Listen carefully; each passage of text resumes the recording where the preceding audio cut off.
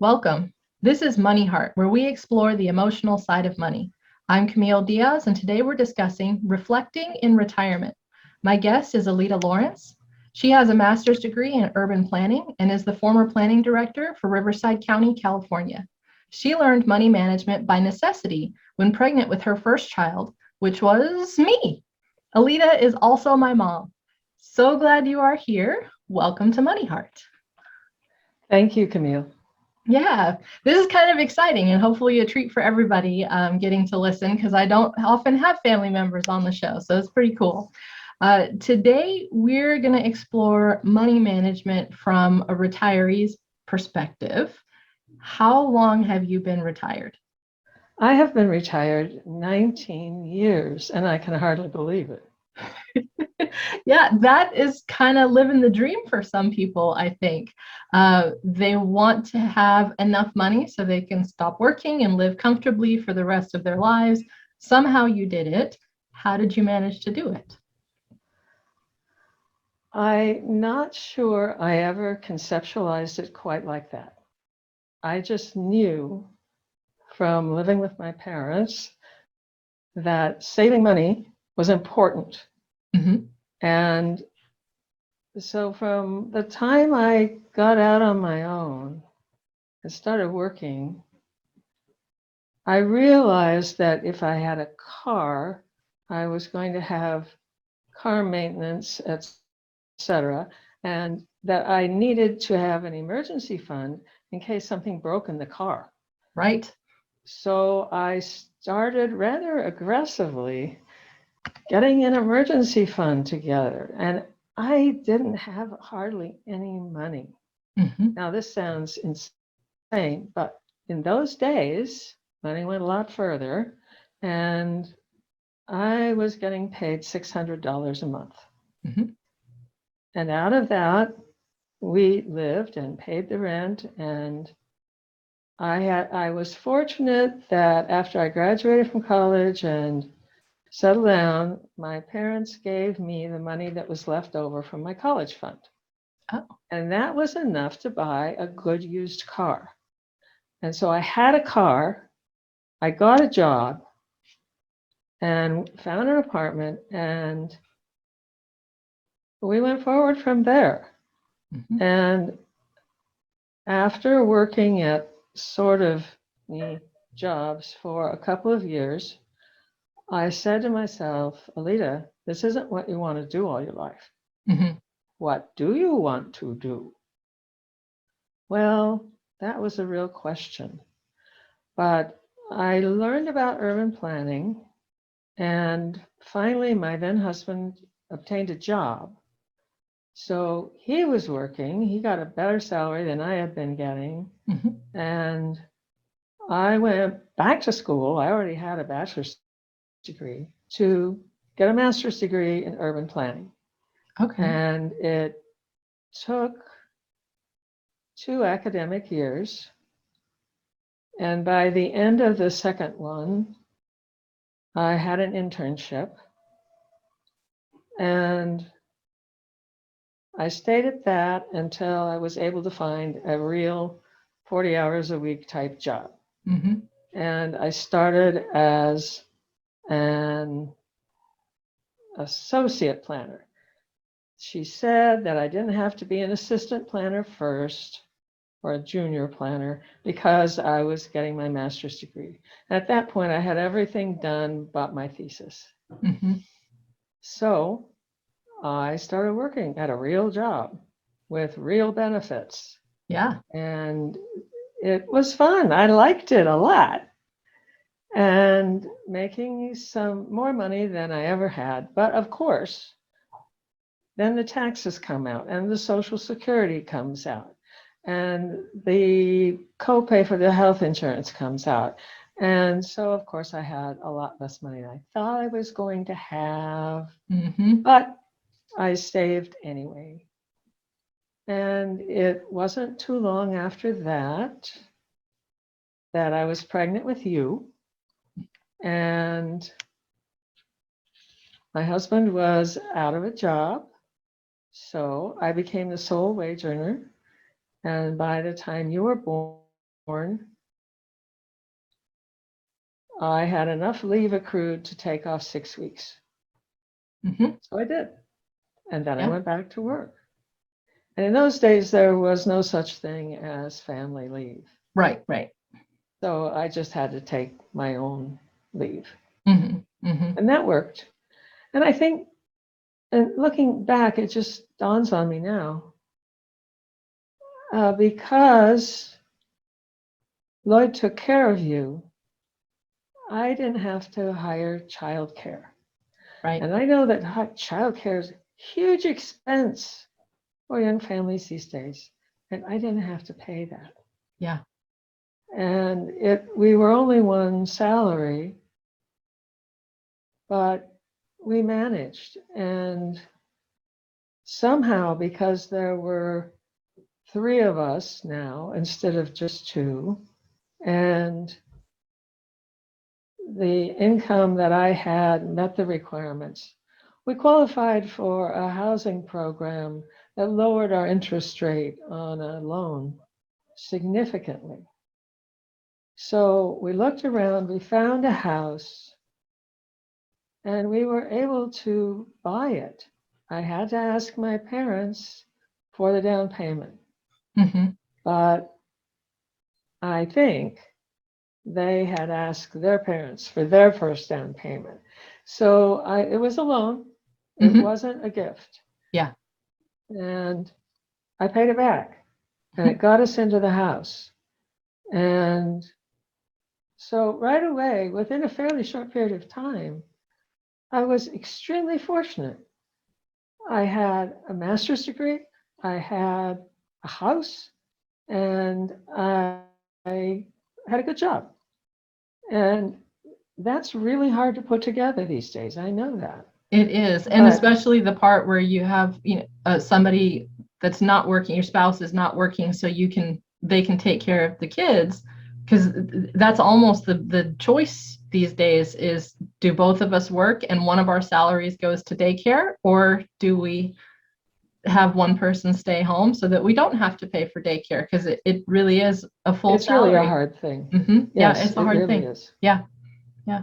So I think looking back, I was so fortunate. It worked out that I could get my master's degree in a profession fairly quickly. Mm-hmm. It worked out that we could get a house that we could afford. It wasn't a big house, but it was a new house, and it was a perfectly good house. Excuse me. And we had a car. I still had the car that I bought with my graduation money, in essence. And we got a second car. So we were able to get fairly low interest loans when we needed them. Mm-hmm. And I was so careful with money so that we could pay the mortgage, pay what we owed here, there, and elsewhere, and still have enough money to live on. And the house was sitting on a piece of dirt. So over time, we had to cover that dirt with planting of some kind and so forth and so on. But I never ran up credit card debt. Mm-hmm. I never did, because of that emergency fund I was talking about. Right. I think you may remember that for many, many years, we'd go grocery shopping, and I was adding up prices in my head the whole time. Sure. Because I had a budget for groceries, and when we hit that budget, we had to stop buying. Mm-hmm. And I had to make sure that we had what we needed within that amount of money. And I did that for years and years and years. Another thing I did was I took my lunches to work. Yeah. I did that all my working life. Even when I became planning director, I said, now I can buy lunches. Except as it turned out, I didn't have time to eat lunch. So I ate at Finally my can afford to desk. buy lunches, but not enough time to go enjoy them. No, to go eat them. Exactly. Yeah. So I ate at my desk, and if I was lucky, I took a walk instead of having going out to a restaurant for lunch, or even going downstairs to the cafeteria, which would have gotten old.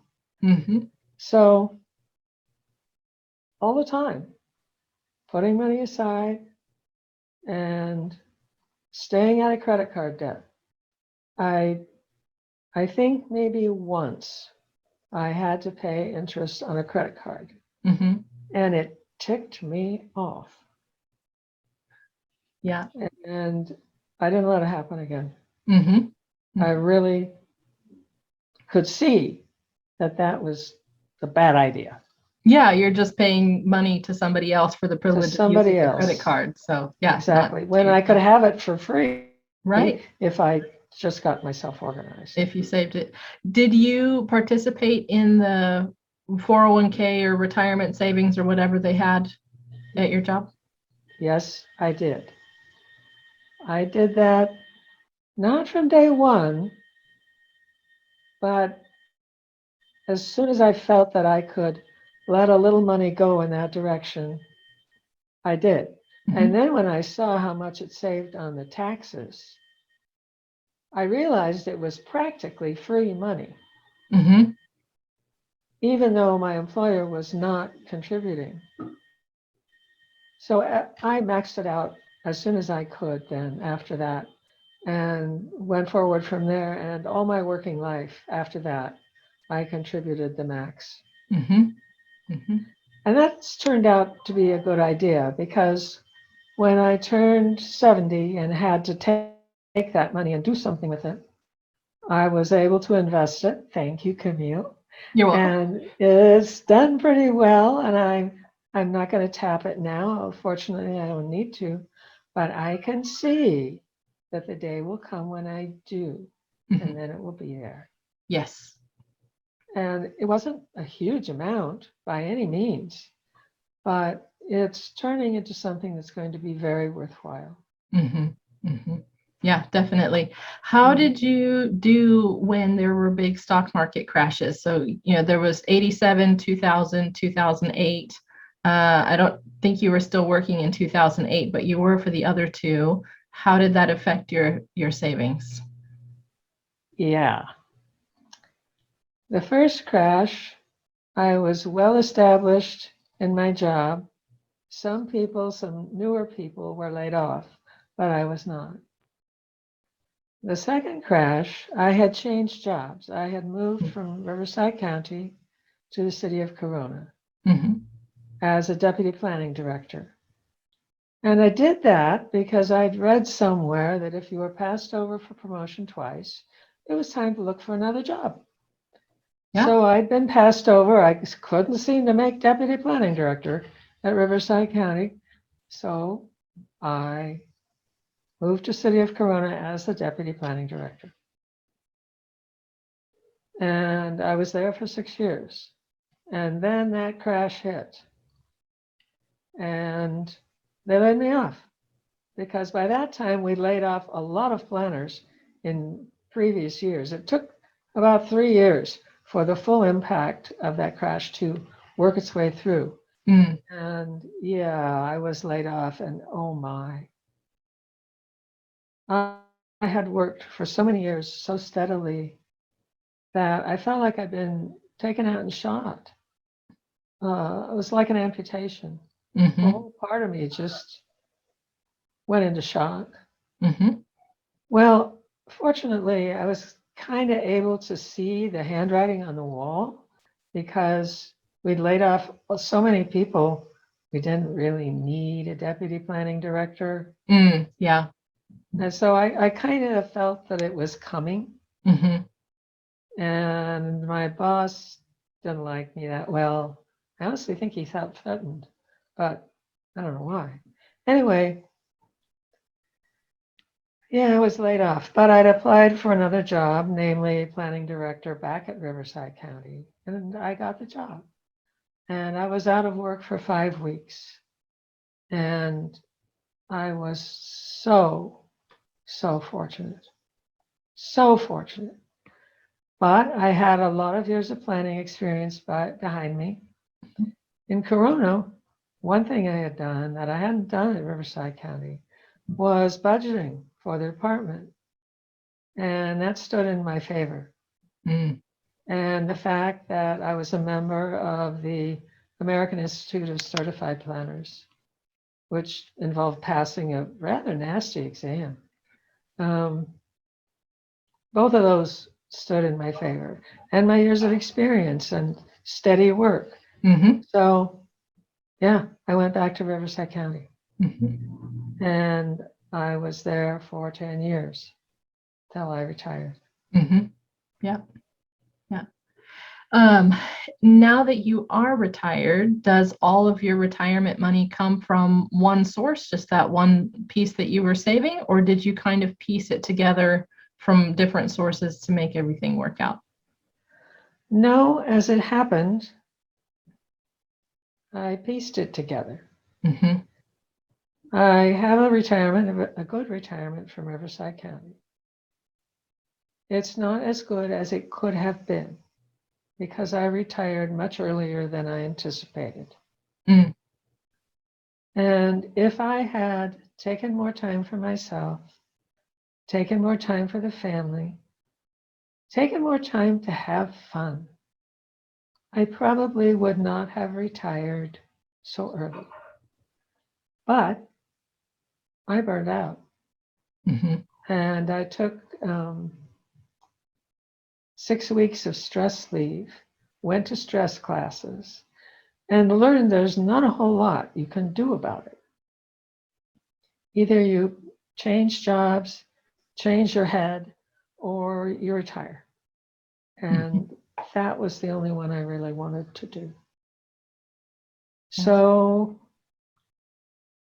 your dad and I went over to the retirement board and spent pretty much a whole morning there going through options and worked out what I was going to do. And a few months later, I retired. Mm-hmm. And as it turned out, it was the best decision I ever made because I had 4 great years with your dad, and then he got pancreatic cancer, and then he died. And if I had worked during those years, I would have missed the best years of our lives. Yeah. So I'm glad it worked out. Mm-hmm. And because he passed on, he left me a share of his pension. And I have my own pension. There's Social Security. Your dad had another pension from San Bernardino County, so I inherited that. And then there's a little money from the Veterans Administration since he was a disabled Vietnam veteran. Mm-hmm. So among all of those, so far it has worked. And the great thing is that all of those get annual increases Mm. or periodic increases, never Yeah. more than once a year. Mm-hmm. So while they don't really keep up with inflation, they make a stab at it. If I were still at the amount that I'd had 19 years ago, the times would be getting a little bit tight.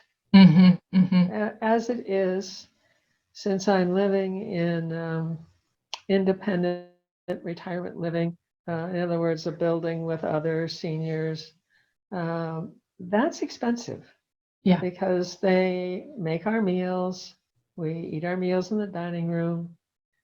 So we have an apartment, and we have the security of always having somebody handy.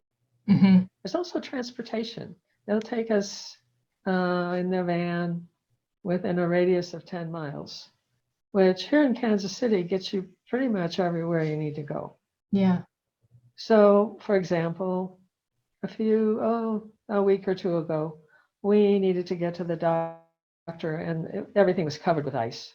Oh, And so we took the van because I did not want to drive in ice. right. Rain, okay. Snow, not too deep, okay. Ice, No, mm-mm. thank you. Yeah, me No, neither. thank you. Yeah. Yeah.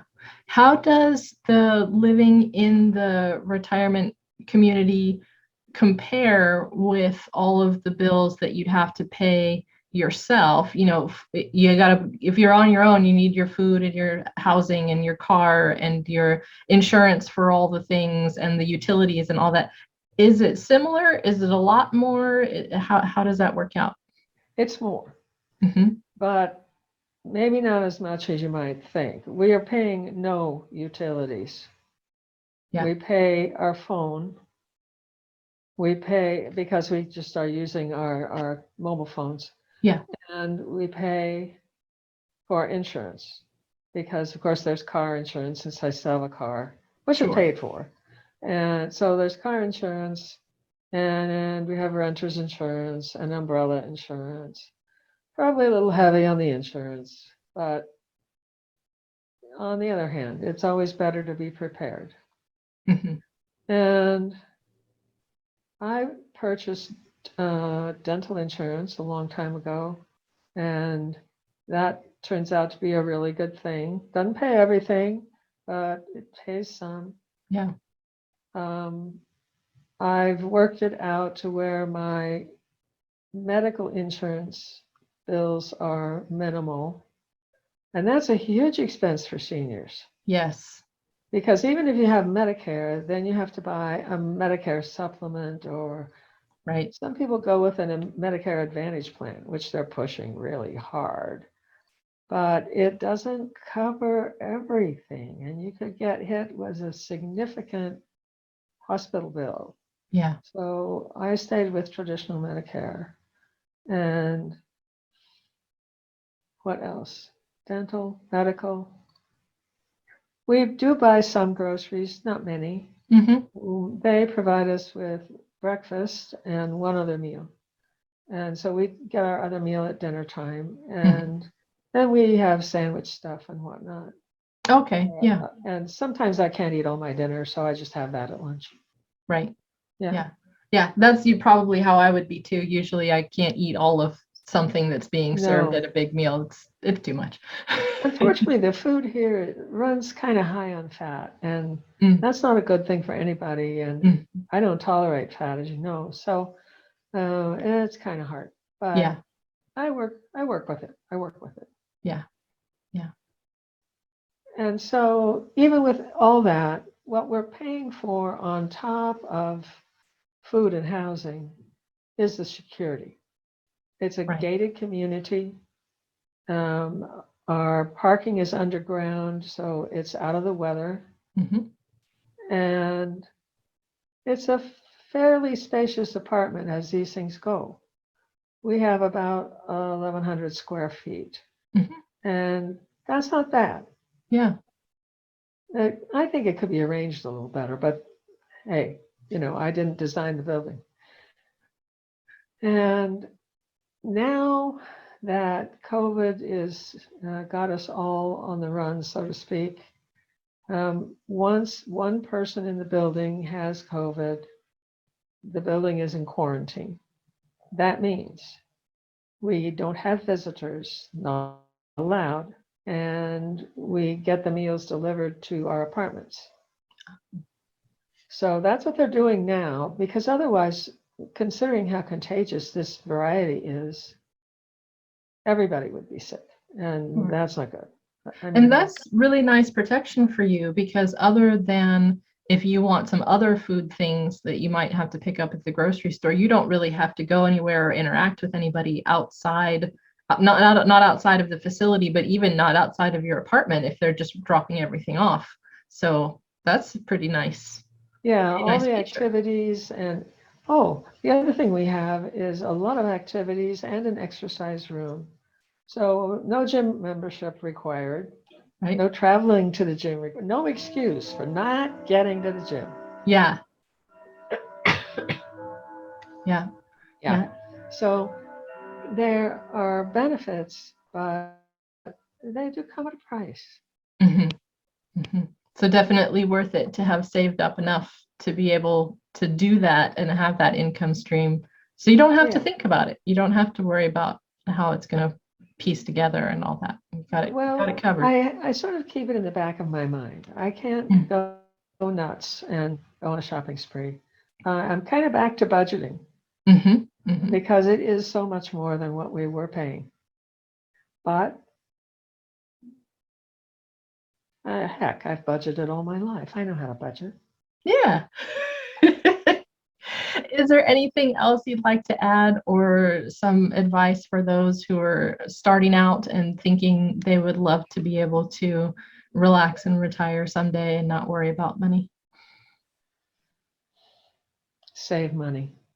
hmm If your work has a deferred compensation plan, use it. Throwing money away if you don't. Some places even match or help out with the deferred compensation. But every dollar you put away there is a dollar you don't pay tax on. And I know until now, until later. Till when you take it out, right? So when you take it out, just save, put it away, get as much interest as you can. A lot of people like to put money in the stock market or in IRA or some other retirement vehicle. hmm And there are all kinds of plans out there, many I don't even know about. And if you're comfortable with that, why not? I was never comfortable. I could see my money going goodbye. Yeah. So I settled for a more conservative approach and less return on hmm my money. hmm Other people who, or maybe have a little more courage than I, hey, go for it. You know, it's all according to one's personal taste hmm hmm and what you're comfortable with.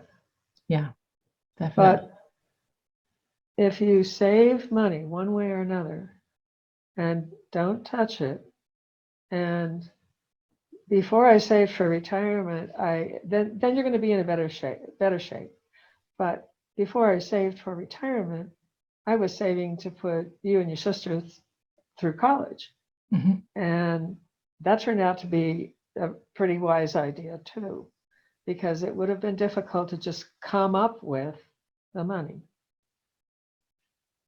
And then after the two of you were pretty much on your own, then I was able to really focus on saving additional money for retirement. hmm Yeah, so you saved the whole time, but you kind of split some of the savings once you got your emergency fund in place, which I agree is the most important so that you're not ending up in debt when you have a minor disaster. Right. Major disaster, you get some huge health crisis, it may not be avoidable, but minor disasters like things that happen to the car and the washing machine breaks and stuff around the house, that Oh, emergency fund exactly. for certain, got to have that. Yeah. But you save the whole time some, and some went into retirement, some went into funding us for school. And then once we got through school, you could dump more into the retirement bucket Exactly. until you retire. Exactly. Yeah. Okay. Like it. Thank you. This has been great. I've really enjoyed, and I heard stories today that I had not heard before in that way. So I always get something new. Thank you very much. Well, thank you, Camille. I've had fun too. Yes. If you want to get in touch with Aleta, you can email her at qmisles@gmail.com. Thank you as well to all of our listeners and viewers. I'm your host, Camille Diaz. I'm a business optimization coach, financial educator, author, and speaker. You can contact me and find out what I'm up to through my website, CamilleDiaz.com, and follow me on social media at Cam Unfiltered. Be sure to follow Money Heart at Money Heart Show. Our website is moneyheartshow.com. Today's money mantra is saving money is an outstanding idea at any age.